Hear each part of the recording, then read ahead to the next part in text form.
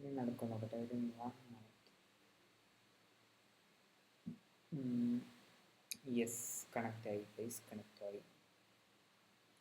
Excellent connection ഒക്കെയാണ് കാണിക്കുന്നത്.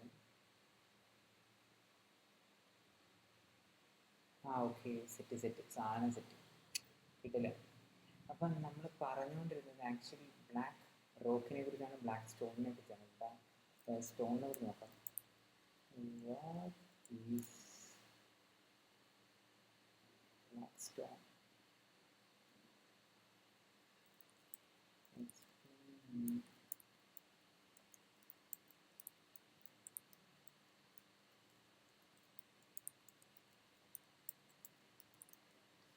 Blackstone is one of the world's largest investment firms. Okay. Money managing, അതേപോലെ തന്നെ അതാണ് private equity, real estate, credit and insurance, infrastructure, ഇതിനകത്തെല്ലാം അവർ actually invest ചെയ്യുന്നുണ്ട്. ഏകദേശം 1 ട്രില്യൻ്റെ മുകളിലാണ് അവർ ആക്ച്വലി മാനേജ് ചെയ്യുന്ന മണി എന്ന് പറയുന്നത്. റിയൽ എസ്റ്റേറ്റിലും അതേപോലെ സ്റ്റോക്ക് മാർക്കറ്റിലും കമ്പനീസിലും അവർക്ക് നല്ല രീതിയിൽ ഇൻഫ്ലുവൻഷ്യൽ ആയിട്ടുള്ള ഒരു ആൾക്കാരാണ്. അതേപോലെ തന്നെ ബ്ലാക്ക് സ്റ്റോൺ ഇവർ മെയിനായിട്ട് ചെയ്യുന്നത് പ്രൈവറ്റ് ബ്ലാക്ക് സ്റ്റോൺ ആണെങ്കിൽ പ്രൈവറ്റ് ഇക്വിറ്റി, അതേപോലെ തന്നെ റിയൽ എസ്റ്റേറ്റുമാണ് അവരുടെ മെയിനായിട്ടുള്ള പരിപാടി എന്ന് പറയുന്നത്, മെയിൻ പരിപാടി എന്ന് പറയുന്നത്. അപ്പം നമ്മൾ ബ്ലാക്ക് സ്റ്റോണിനെ കുറിച്ച് കണ്ടു. ഇനി നമുക്ക് ഇവരുടെ പരിപാടി എന്താണെന്ന് നോക്കാം. ഇവരുടെ ഇൻവെസ്റ്റ്മെൻ്റ് ആണ്. Okay, BlackRock is securing Allete parent of Minnesota Power for 6.2 billion. എൻ്റെ മോനെ, ആ കമ്പനിക്ക് 2.3 ബില്യൺ ഡെപ്റ്റും ഉണ്ട് ആക്ച്വലി. ആ ഒരു കമ്പനിയാണ് ബ്ലാക്ക് റോക്ക് അക്യൂർ ചെയ്യുന്നത്. അതേപോലെ തന്നെ ബ്ലാക്ക് സ്റ്റോൺ ആണെങ്കിൽ TXNM എനർജി എന്ന് പറയുന്ന ഒരു കമ്പനീനെ, എനർജിയാണെന്ന് നിങ്ങൾ ഓർക്കണം, ആ ഒരു കമ്പനീനെ ഏകദേശം അക്യൂർ ചെയ്യുകയാണ്. അതും 11.5 ബില്യൺ വാലുവേഷൻ, അതായത് nearly 80 billion US utility infrastructure. ഇത് രണ്ടും കൂടെ ടോട്ടലായിട്ട് കൂട്ടിയാൽ തന്നെ 18 ബില്യൺ ആണ് US-ൻ്റെ യൂട്ടിലിറ്റി ഇൻഫ്രാസ്ട്രക്ചറിൽ ഇവർ കോമ്പൈൻ ചെയ്തുണ്ടാകുന്നത്. അത്രയും അങ്ങനത്തെ ഒരവസ്ഥയിലാണ് ഇത് actually. The platform Wall Street is shifting focus. Their new goal is not absolute, so data, it's in energy. അതായത് ഇപ്പം ചിപ്പുകളുടെ കാലം പോയതല്ല. ചിപ്പുകൾക്ക് ഇപ്പം മെയിനായിട്ട് ആൾക്കാരുണ്ട്. AMD ഉണ്ട്, അതേപോലെ TSMC, NVIDIA, അതേപോലെ ഇനി ഇൻ്റലുമായിട്ട് ഇൻ്റലിലുള്ള NVIDIAൻ്റെ ഇൻവെസ്റ്റ്മെൻറ്റ്, അങ്ങനെ ചിപ്പുകൾക്ക് വേണ്ടി ഇനിയുന്നുണ്ട്. ബട്ട് ആക്ച്വലി എനർജിക്ക് വേണ്ടിയാണ് ഡാറ്റാ സെൻറ്റേഴ്സ്. അതൊരു വൺ സീനാണ്. ഇവിടെ നമ്മുടെ ഇന്ത്യയിലാണെങ്കിൽ വിശാഖപട്ടണത്ത് ഗൂഗിളിൻ്റെ സാധനം വരാൻ പോകുന്നത് പോലെയാണ് ആക്ച്വലി ഇത് വരുന്നത്. എന്താ പറയുക, ഡാറ്റാ സെൻറ്റേഴ്സ് ആക്ച്വലി വരുന്നത്. The energy crunch. Data centers are consuming electricity at a huge rate. OpenAI's Stargate project made up to 10 gigawatt more than New York City uses. നിങ്ങളൊന്ന് ഓർത്ത് നോക്കണം, 10 ജിഗാവാട്ട്, അതായത് ന്യൂയോർക്ക് സിറ്റി എത്രയധികം current ഉപയോഗിക്കുന്നു അതിൻ്റെ അപ്പുറത്തേക്കാണ് ഈ സാധനം ഉണ്ടാക്കാൻ വേണ്ടി ഇതാക്കുന്നത്. അതായത് $3 കൊടുത്താൽ മാത്രമാണ് $1 പണി ഈ ChatGPT OpenAIൻ്റെ സാധനം ചെയ്യണമെങ്കിൽ നമ്മൾ $3 ഇൻവെസ്റ്റ് ചെയ്താലാണ് റവന്യൂ ആയിട്ട് $1 കിട്ടുള്ളൂ. കാരണം അത്രയധികം എക്സ്പെൻസീവാണ് ഈ എനർജി എന്ന് പറയുന്നത്. കാരണം ഇനി കണ്ടോ, ഓരോരോ എനർജി മേഖലയിലുള്ള ഓരോരോ സ്റ്റോക്കുകളുടെ ഇന്ത്യയിലടക്കം ഇനി കൂടാൻ പോവാണ്. കാരണം അത്രയ്ക്കും ഡാറ്റാ സെൻറ്റേഴ്സ് ഇവർക്ക് ആവശ്യമാണ്. അതേപോലെ ഇൻഫ്രാസ്ട്രക്ചർ ഉണ്ടാക്കുന്ന ആൾക്കാർ ആവശ്യമാണ്. പിന്നെ ഇഷ്ടംപോലെ പെയിൻറ്റേഴ്സ്, അങ്ങനെ കുറേ ആൾക്കാർ ഇവർക്ക് ആവശ്യമാണ്. അതായത് ഇവിടെ വരുന്നത്, വിശാഖപട്ടണത്ത് വരുന്നത് ഗൂഗിളിൻ്റെ സെക്കൻഡ് ലാർജസ്റ്റ് ഒരു ഡാറ്റാ സെൻറ്ററാണ് ആക്ച്വലി അവർ പ്ലാൻ ചെയ്യുന്നത്. അതും 15 ബില്യൻ്റെ മുകളിലാണ്. കളി വേറെയാണ് guys. A single AI data center can use as much power as 1 lakh homes. Some big ones under construction may need 20 times more. ഇത് കണ്ടോ, 20 times. അതും ഒരാൾക്ക് വേണ്ടിയിട്ടല്ല, chat G P tick open ഐക്ക് വേണ്ടി മാത്രമല്ല, എക്സൈക്ക് ഡാറ്റാ സെൻറ്റേഴ്സിൻ്റെ പ്രൊജക്റ്റ്, ഗൂഗിളിൻ്റെ data centres, പിന്നെ ഇത് പെർപ്ലക്സിറ്റി, പിന്നെ അതേപോലെ ഒറാക്കിൾ റെൻ്റ് ഔട്ട് ചെയ്യാനുള്ള പരിപാടി. അങ്ങനെ പല ആൾക്കാർക്കും ആക്ച്വലി ഈ ഡാറ്റാ സെൻറ്റേഴ്സ് വേണം, അതേപോലെ ഇലക്ട്രിസിറ്റിയും വേണം. അതിനകത്താണ് ഇവരുടെ കളി എന്ന് പറയുന്നത്. The real play is who controls the grid. Who controls the grid. സത്യം, ആരായിരിക്കും ഇതിനെല്ലാം കൺട്രോൾ ചെയ്യുന്നത്? അതായത് ഇപ്പം ബ്ലാക്ക് റോക്കും അതേപോലെ ബ്ലാക്ക് സ്റ്റോണും ആക്ച്വലി ഇവർ അക്യൂർ ചെയ്ത് കഴിഞ്ഞാൽ ഡാറ്റാ സെൻറ്റേഴ്സിൻ്റെയൊക്കെയുള്ള പവർ ഉണ്ടാക്കുന്ന കമ്പനികൾ ഇവരുടെ കീഴിലാണ്, അല്ലാതെ ബാക്കിയുള്ള ഇവന്മാരുടെ കീഴിലാണ്. ഇപ്പോൾ ഇതും കൂടെ കീഴിലാകുമ്പോൾ ഒന്ന് തിങ്ക് ചെയ്യുക, അവർ എത്ര വലിയ കളിയാണ് ഇതിനകത്ത് കളിക്കുന്നതെന്ന്. ഈ ബ്ലാക്ക് റോക്കും ബ്ലാക്ക് സ്റ്റോണും പിന്നെ എന്താ വാൻഗാർഡ് എന്തായാലും ഉണ്ടാവും. പിന്നെ ഇതിനകത്ത് അവന്മാർ പതുക്കെ വന്നോളും വാൻഗാർഡും കൂടെ.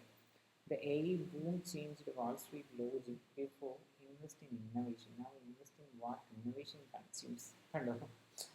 അതായത് ആദ്യം ഇന്നോവേഷൻ ആയിരുന്നു, അതായത് ടെക് സ്റ്റാർട്ടപ്പുകൾ അതേപോലെ AI സ്റ്റാർട്ടപ്പുകളൊക്കെ ആയിരുന്നു. ബട്ട് ഈ സാധനങ്ങൾക്ക് എന്തൊക്കെയാണ് വേണ്ടത്? അതായത് ടെക് സ്റ്റാർട്ടപ്പുകൾക്ക് AI സ്റ്റാർട്ടപ്പുകൾക്ക് ആക്ച്വലി എന്താണ് വേണ്ടത്? ഇതേപോലെ large number of data centres, അങ്ങനെ കുറേയധികം സാധനങ്ങളാണ് വേണ്ടത്. ഈ AI സോഫ്റ്റ്വെയർ അല്ല അതിൻ്റെ സാധനം ഏറ്റവും വേണ്ടത്, ബട്ട് ഇൻഫ്രാസ്ട്രക്ചറാണ്. ആ ഒരു ഇൻഫ്രാസ്ട്രക്ചർ റൺ ചെയ്യാനായിട്ടുള്ള ഇലക്ട്രിസിറ്റി അത് വൺ മസ്റ്റാണ്.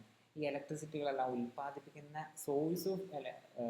സോഴ്സസും അവർക്ക് കൂട്ടേണ്ടതായിട്ട് വരും. കാരണം അത്രയ്ക്കും ഡാറ്റാ സെൻറ്റേഴ്സ് ആണ് ഓരോ സ്ഥലങ്ങളിൽ. അതായത് ഇനി സൗദി അറേബ്യയിൽ വരെ ഡാറ്റാ സെൻറ്റേഴ്സ് അവർ പണിയുന്നുണ്ട് ഗൂഗിളിൻ്റെ നേതൃത്വത്തിൽ. Actually every AI query, every GPU cluster, every cloud service burns megawatts. എന്ന് ഓർത്തുനോക്കിക്കേ, ഇതെല്ലാം GPUs, ക്ലൗഡ് സർവീസ് നിങ്ങൾ വിചാരിക്കണം ഒരാൾക്ക് മാത്രമല്ല. AWS, അഷ്യൂർ, പിന്നെ ഗൂഗിളിൻ്റെ ക്ലൗഡ് സർവീസ്, ഇങ്ങനെ ഇഷ്ടം പോലെ. ഇതിനെല്ലാം എന്താണ് വേണ്ടത്? ഇലക്ട്രിസിറ്റി. ഓക്കെ, എല്ലാത്തിനും ഇലക്ട്രിസിറ്റി. പിന്നെ ഇതിന് വേണ്ടിയിട്ട് മാത്രമല്ല, ഇപ്പം നമ്മൾ ഉപയോഗിക്കുന്ന ആപ്പുകളെല്ലാം ക്ലൗഡ് പ്ലാറ്റ്ഫോമിലാണ് ആക്ച്വലി റൺ ആവുന്നത്. ഇതിനെന്താ വേണ്ടത്? ഇലക്ട്രിസിറ്റി. ഫുൾ കളികളാണ് ഇലക്ട്രിസിറ്റി എന്ന് പറയുന്നത്. Shift AI has made energy the new gold. This is just A start. Wall Street smart investors are already there. ഇതൊക്കെ നമ്മളിപ്പോൾ അറിയുന്നതേ ഉള്ളൂ. ബട്ട് ആക്ച്വലി ഇതൊക്കെ നേരത്തെ ഇവർ പരിപാടി, അതായത് ബ്ലാക്ക് റോക്കും ബ്ലാക്ക് സ്റ്റോൺ ഇത്രയധികം അക്യൂർ ചെയ്തപ്പോഴാണ് നമ്മൾ ഈ കാര്യം അറിയുന്നത്. ഇതിനേക്കാളും മുന്നേ ഇതൊക്കെ അറിയാവുന്ന കുറേയധികം ഇൻവെസ്റ്റേഴ്സ് ആക്ച്വലി ഉണ്ട്. A revolution will not be won by who codes best. It will won by whoever controls electricity.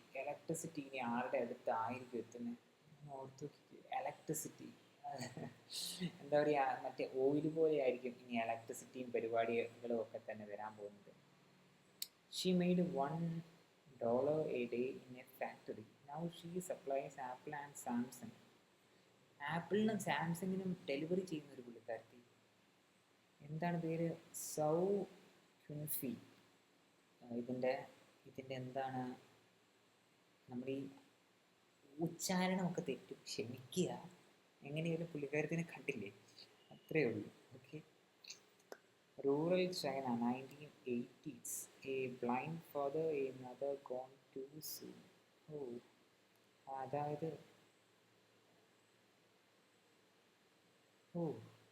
അതായത് അച്ഛൻ ഭയങ്കര ബ്ലൈൻഡ് ആയിരുന്നു, അതേപോലെ തന്നെ അമ്മ പെട്ടെന്ന് തന്നെ മരിച്ചു പോവുകയും ചെയ്തു. അതായത് 16-ാമത്തെ വയസ്സിൽ പുള്ളിക്കാരത്തി സ്കൂൾ വിട്ടിട്ട് നേരെ പുള്ളിക്കാരത്തി ചെല്ലുന്നത് എന്താ പറയുക, ഈ ഗ്ലാസ് ലെൻസ് പോളിഷ് ചെയ്യാനായിട്ടാണ് പുള്ളിക്കാരത്തി ചെയ്യുന്നത്. ആ ഒരു സമയത്ത് പുള്ളിക്കാരത്തിൻ്റെ അവർലി പേ എന്ന് പറയുന്നത് $1 ആയിരുന്നു ഒരു ദിവസത്തെ. അതായത് അവർലി അല്ല, 60 hours a day, $1 a day, $1.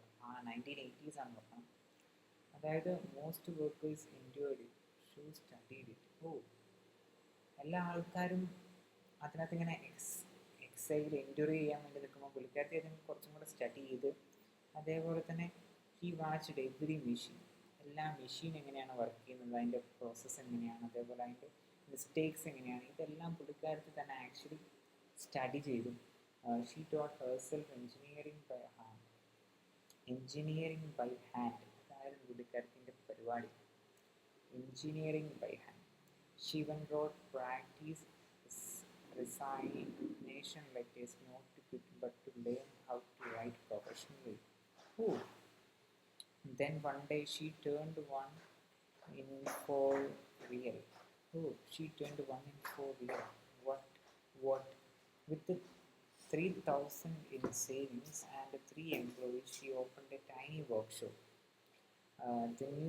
They made watch classes. ഒരു watch classes slept on factory floors, ate instant noodles, but they never stopped experimenting. ആ കടയിൽ വെച്ചിട്ടായിരുന്നു, അങ്ങനെ ഒരു ഷോപ്പ് വെച്ചിട്ടാണ് പുള്ളിക്കാരത്തിൻ്റെ എല്ലാം സ്റ്റാർട്ട് ചെയ്യുന്നത്. അതേപോലെ തന്നെ ഇത് എന്താ പറയുക, വാച്ച് ക്ലാസ് ഉണ്ടാക്കാൻ വേണ്ടിയിട്ടാണ് പുള്ളിക്കാരത്തി ഇതാക്കിയത്. ആ ഒരു ഫാക്ടറീൻ്റെ ഉള്ളിൽ തന്നെയാണ് പുള്ളിക്കാരത്തി കഴിച്ചു കൂട്ടിയത്. അങ്ങനെയായിരുന്നു പുള്ളിക്കാരത്തി മൂവ് ഓൺ ചെയ്തുകൊണ്ടിരുന്നത് ആക്ച്വലി. അതേപോലെ തന്നെ then came the break. Motorola called. Motorola ആദ്യത്തെ customer. They need scratch resistant glass for flip phones. പണ്ടത്തെ ഫ്ലിപ്പ് ഫോണില്ല, അതിന് വേണ്ടിയിട്ടാണ് ആ ഒരു ഗ്ലാസ് റെസിസ്റ്റൻ്റ് ഗ്ലാസ് പുള്ളിക്കാരത്തിക്ക് വേണ്ടത്. യെസ് പുള്ളിക്കാരത്തി even though she had no idea how to make it harvest. അയ്യോ, പുള്ളിക്കാരത്തിക്ക് ഒരു ഐഡിയ ഇല്ല ഇത് എങ്ങനെ ഉണ്ടാക്കണം, എങ്ങനെ നടക്കണം. പുള്ളിക്കാരത്തി ഫെയിൽ ചെയ്തു, അതേപോലെ അഡ്ജസ്റ്റ് ചെയ്ത് പുള്ളിക്കാരത്തി പിന്നെ നോൺ സ്റ്റോപ്പബിൾ ആയിരുന്നു ആക്ച്വലി. അങ്ങനെ പുള്ളിക്കാരത്തി ആ ഒരു ഫോർമുല, ഗ്ലാസ് ഉണ്ടാക്കുന്ന ഫോർമുല പുള്ളിക്കാരത്തി അങ്ങ് പഠിച്ചെടുത്ത് മോട്ടറോള വരെ ഞെട്ടിപ്പോയെന്നാണ് പുള്ളിക്കാരത്തി പറയുന്നത്. അങ്ങനെയാണ് സാംസങ്, നോക്കിയ, LG എല്ലാവരും ആക്ച്വലി ഇങ്ങോട്ട് വന്നത്. എല്ലാവരും ഇങ്ങോട്ട് വന്നുകൊണ്ടേയിരുന്നു. Then Apple entered the picture. They needed ultra thin glass for the first iPhone. First iPhone നോക്ക്, അതിൻ്റെ ആ ഒരു ചിഹ്നമൊക്കെ നോക്ക് ഗൈസ്. I love that. അവരുടെ ആദ്യത്തെ ഒരു അൾട്രാ തിൻ ഗ്ലാസ് ആയിരുന്നു അവർക്ക് ആദ്യം വേണ്ടത്. Only one company could do that, lens technology. നോർത്ത് നോക്ക് ആ ഒരു കഷ്ടപ്പാട്. Yes, it has come to an end.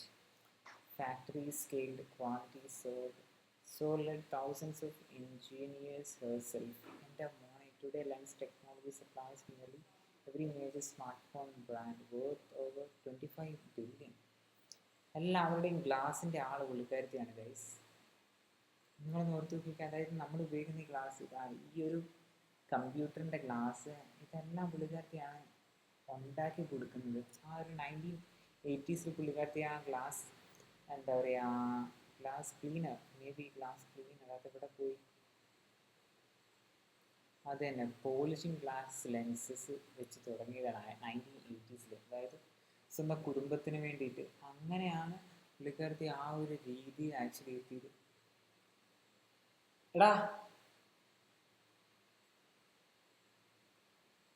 അങ്ങനെയാണ് പുള്ളിക്കാരത്തി ആ ഒരു രീതിയിൽ എത്തിയത്. അത്രയും വെള്ളം വെള്ളമല്ല,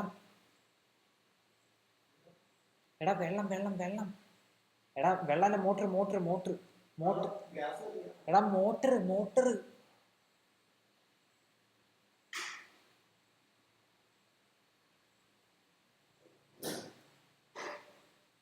സോറി ഗൈസ്. അപ്പം നമ്മളവിടെ എന്ന് പറഞ്ഞിട്ട് പുള്ളിക്കാരത്തിനെ കുറിച്ചായിരുന്നു. ബട്ട് അത് പുള്ളിക്കാരത്തിയാണ് നമുക്കിപ്പം ഗ്ലാസ് പരിപാടികളെല്ലാം തന്നെ ചെയ്ത് തരുന്നത് പുള്ളിക്കാരത്തി.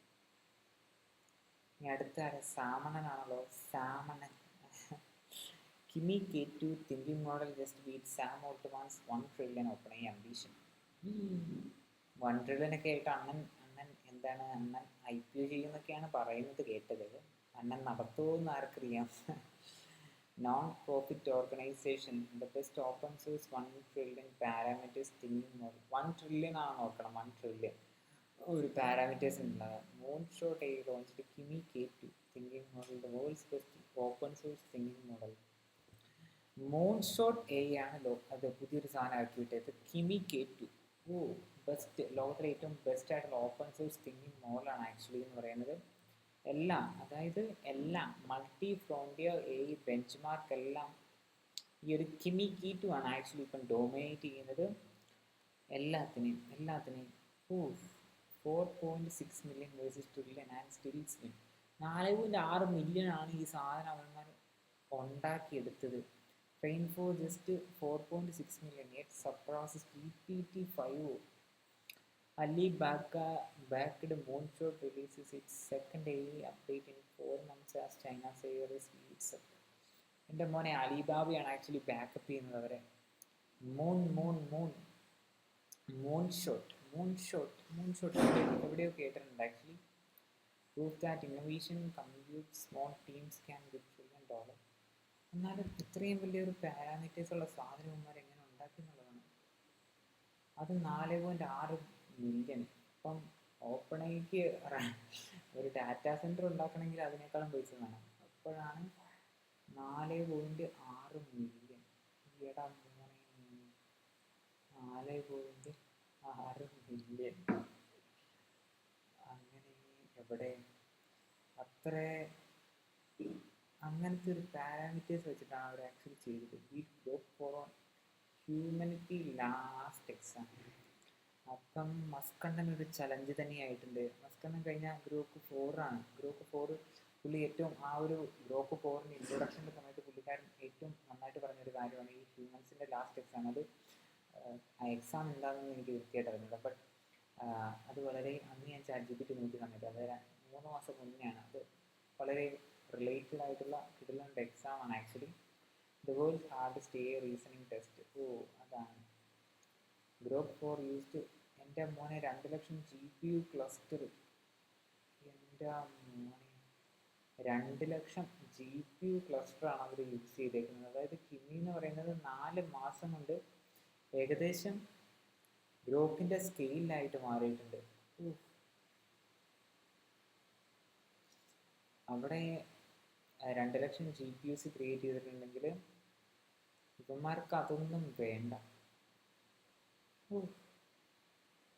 എൻ്റെ മോനെ scene. Kimi K2 ChatGPT Grok. പിന്നെ അടുത്ത ഇതാണ് സാധനം. Ranked first on HLE mastering 10+ expert level subject solves PhD level math problems and even teaches concepts like gradient descent visualization to humans. An AI that can think, reason and teach. എന്നാലും ഇതൊന്നും ഒരിക്കലും പ്രതീക്ഷിച്ചില്ല കേട്ടോ. ഇങ്ങനെ ചെറിയ ചെറിയ സ്റ്റാർട്ടപ്പുകൾ actually ഇങ്ങനെ കയറി വരും. Generate production ready code in one go. Outperforms entry level engineers both in speed and accuracy. സീനാണല്ലോ ഗൈസ്. കോഡിൻ്റെ സാധനത്തിൽ തന്നെ കിമി K2 നമുക്കൊന്ന് നോക്കി നോക്കാം ആക്ച്വലി ഇവരുടെ ഇതെന്ന് പറയും. Use case successfully solved PhD level math problem, something that ഇവൻ സ്റ്റംബ്ഡ് റിയൽ PhD സ്റ്റുഡൻസ് എന്ന് ഓർത്ത് നോക്ക്. എന്നാലും ഇതൊന്നും ഒരിക്കലും പ്രതീക്ഷിക്കാതെ ഇങ്ങനെ വന്ന സാധനമാണ്. അലിബാബയാണ് ആക്ച്വലി ബാക്ക് ചെയ്യുന്നത്. Create visualisation of gradient descent even help humans to learn.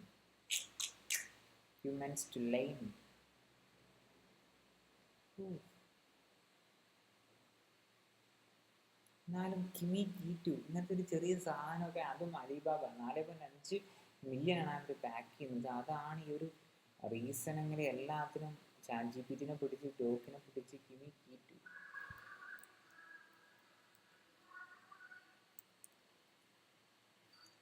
Kimi K2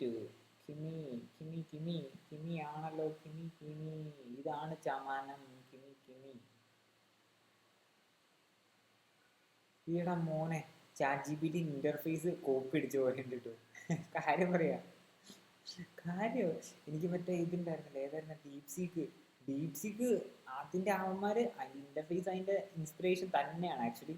but ഇത് കാര്യം പറഞ്ഞാൽ ഇതാ സാധനം തന്നെ. നമുക്ക് ഇതിനോട് എന്താ പറയുക. ഇത് ടൂൾസ് നോക്കട്ടെ. സെർച്ച് ഉണ്ട്, തിങ്കിങ് ഉണ്ട്, റിസർച്ച് മോഡ് ഉണ്ട്, ആഡ് ഫയൽസ് അപ് ടു 50 ഫയൽസോ 100 MB ഈച്ചോ, PDF, ഡോക്സ്, PPT, ടെക്സ്റ്റ് എല്ലാം ചെയ്യാൻ പറ്റും. എന്തുവാ